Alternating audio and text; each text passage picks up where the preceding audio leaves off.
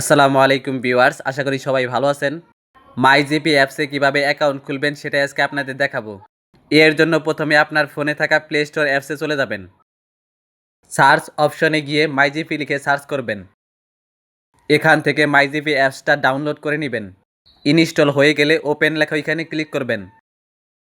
এখানে চাইলে আপনি ল্যাঙ্গুয়েজ হিসেবে বাংলা অথবা ইংরেজি যে কোনো একটা সিলেক্ট করতে পারেন।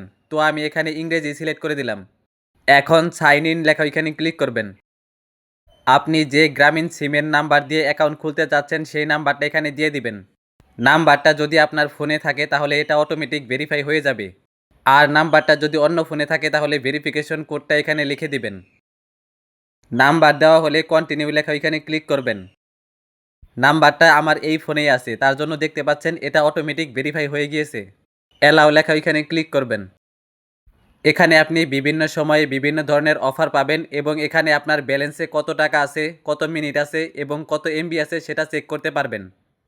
উপরে বাম পাশে দেখতে পাচ্ছেন প্রোফাইলের লোগো দেওয়া, এখানে ক্লিক করবেন। এডিট প্রোফাইল লেখা এখানে ক্লিক করবেন। এখানে চাইলে আপনি আপনার পিকচার এবং অ্যাড্রেস অ্যাড করতে পারবেন।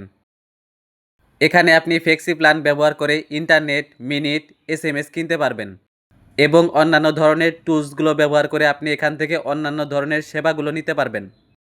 আর এখান থেকে আপনি আপনার বর্তমান অফারগুলো দেখতে পারবেন এবং এখান থেকে কালেক্ট করতে পারবেন।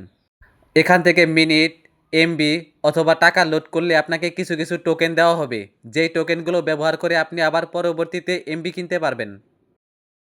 তো এই বিষয়ে আপনাদের যদি কোনো প্রশ্ন থাকে তাহলে তা কমেন্টে অবশ্যই জানাবেন। আর ভিডিওটি ভালো লাগলে অবশ্যই একটি লাইক করবেন এবং চ্যানেলে নতুন হলে এইরকম ইনফরমেটিভ ভিডিও পেতে চ্যানেলটি অবশ্যই সাবস্ক্রাইব করে রাখবেন।